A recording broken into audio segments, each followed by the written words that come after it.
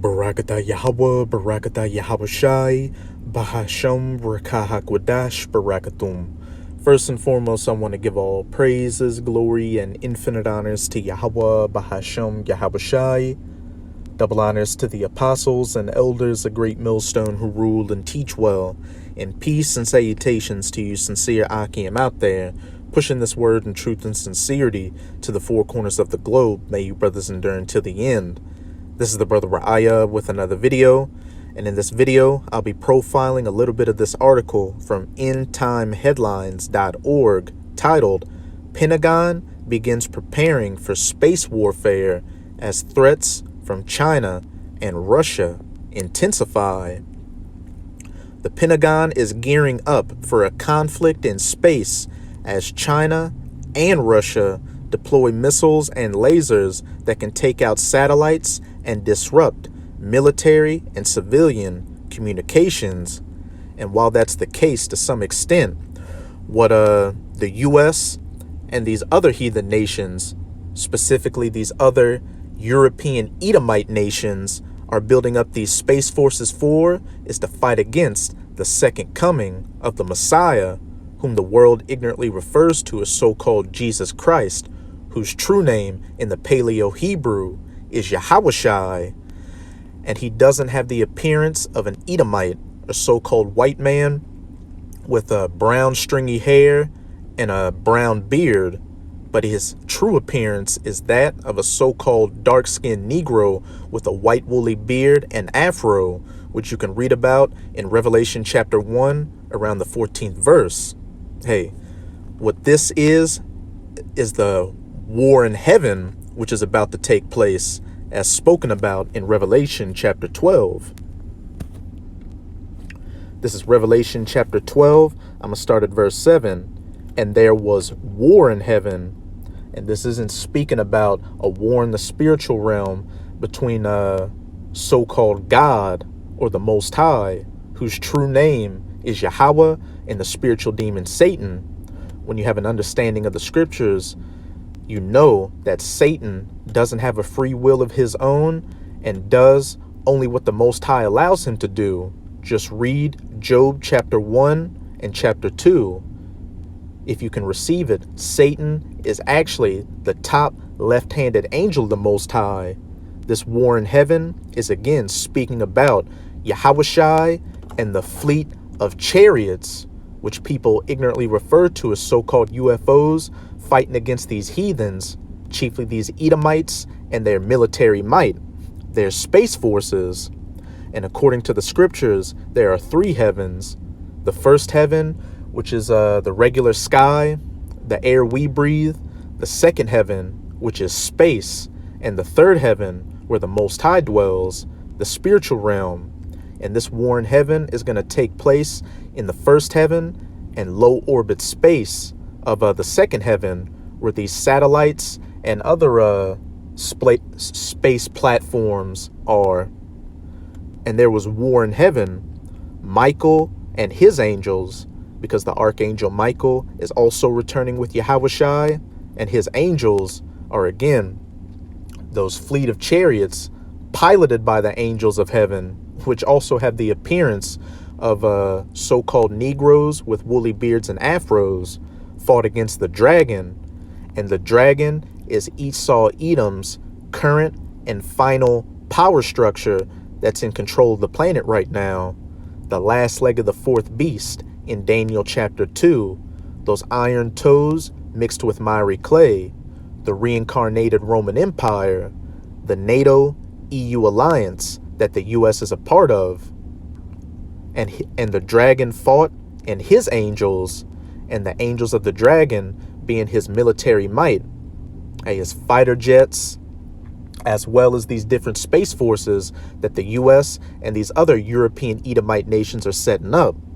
But as it's about to say in verse 8, and prevailed not, neither was their place found any more in heaven.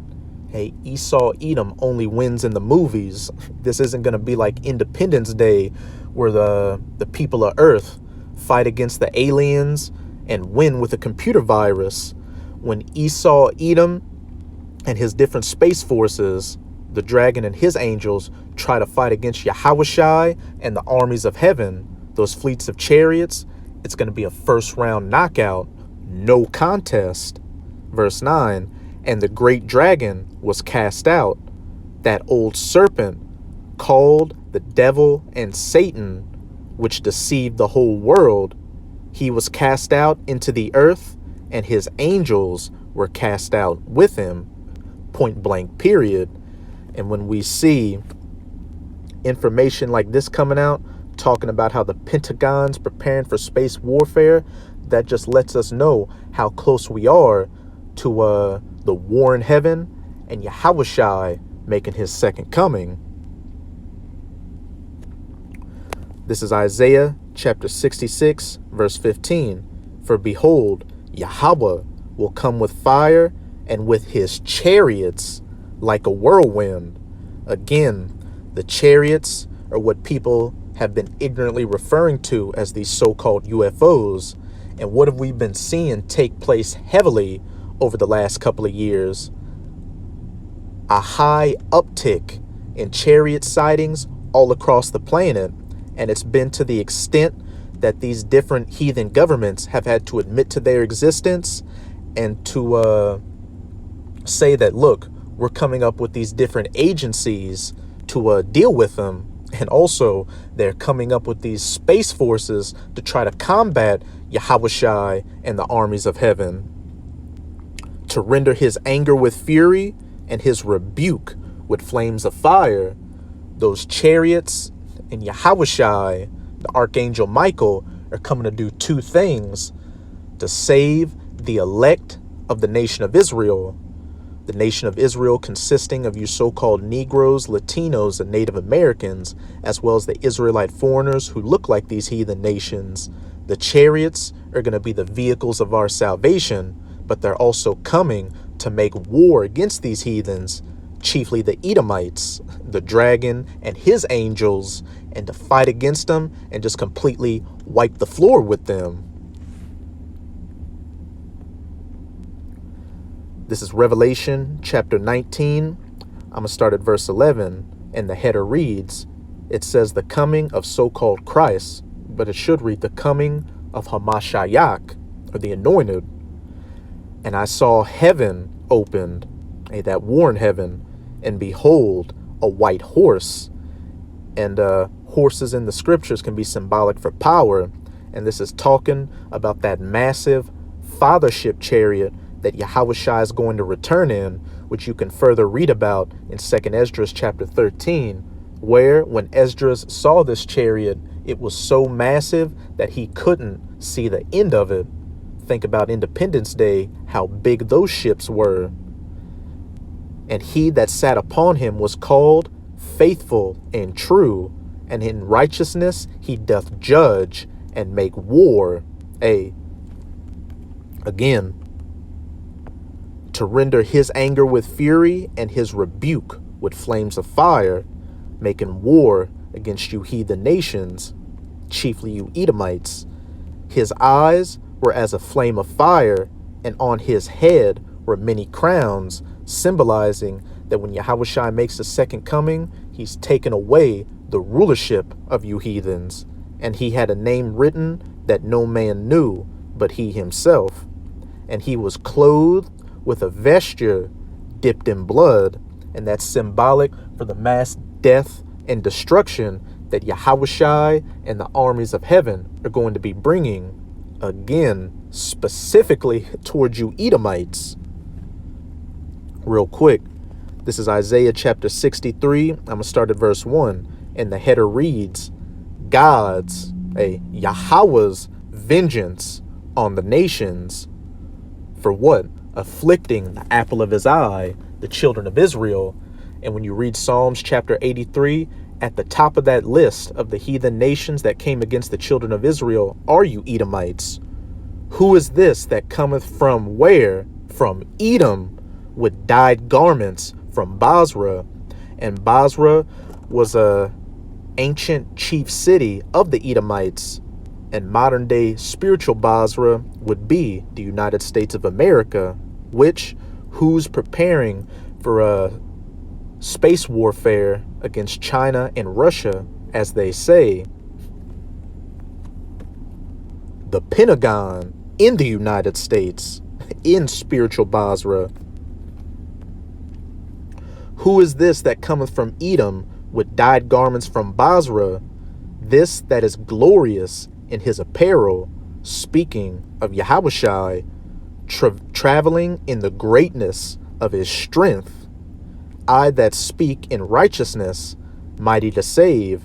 And like I just said, the chariots are coming to do two things: save the elect and make war against the heathens. Wherefore art thou red in thine apparel, and thy garments like him that treadeth in the wine fat, whose vesture was dipped in blood. And when you see people stomping on those grapes, they look like they've got blood all over them from that grape juice. So again, this is symbolic for that mass death and destruction that Yahushua is bringing specifically towards you Edomites, especially in America. I have trodden the winepress alone, and of the people there was none with me. For I will tread them in mine anger, and trample them in my fury, and their blood shall be sprinkled upon my garments, and I will stain all my raiment. For the day of vengeance is in mine heart, and the year of my redeemed is come. And we can see that we are damn near here when we see all this information coming out about so-called UFO sightings and these different heathen nations coming up with space forces. And his name is called the Word of the Most High. And when you go to John chapter 1, you can see that Yahushua is the Word of the Most High made flesh. And the armies which were in heaven, Michael and his angels, that fleet of chariots, followed him upon white horses, clothed in fine linen, white and clean. And out of his mouth goeth a sharp sword. And that's speaking of that concentrated heat, or what people would call so-called laser beams being fired from the chariots. And when you watch that movie Independence Day, when those UFOs shot their lasers, where did they come from? From the bottom of the ship. And the ship opened up like a mouth before it shot its lasers. So again, and out of his mouth goeth a sharp sword, that with it he should smite the nations, the heathen nations, chiefly the Edomites. Who is this that cometh from Edom with dyed garments from Basra?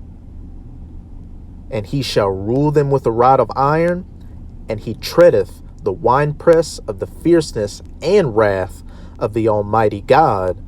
And after everything's said and done, the only thing you heathens have to look forward to is Yahushai and the 144,000 enslaving those of you that remain from the nukes during World War III and the war in heaven, beginning with your elites and slapping chains on you so you can serve hardcore bondage and slavery for the first 1,000 years in the kingdom of heaven. And after that first 1,000 years, these other heathen nations are going to be allowed to go back to their lands and live in peace, though they're still going to be under our subjection. And if they get out of line, they're going to be punished accordingly. But as for all of you Edomites, every single Edomite man, woman, and child, young and old, is going to be gathered up and permanently cold from this planet with fire. You're just going to be a bad dream, a nightmare that everybody finally woke up from. And best believe the powers that be know that this is about to take place. They understand the scriptures, so they're trying to prepare accordingly. But again, as it said back in Revelation chapter 12, verse 8, and prevailed not, neither was their place found any more in heaven. But now I'm going to just go to Jeremiah chapter 50. I believe it's around the 30th verse, just to back up what I said about how they know that these things are about to come to pass, so they're preparing accordingly.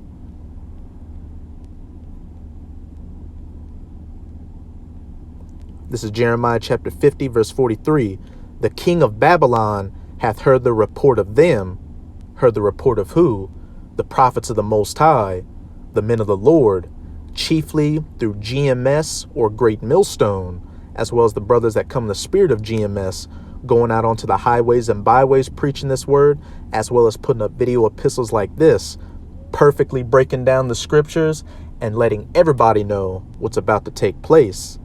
And the king of Babylon is ultimately talking about these elites that run Babylon behind the scenes, such as your Rothschilds and your Rockefellers. Hey, but it can also go into these different heads of state that so-called run Babylon, like your president or your military people in the Pentagon.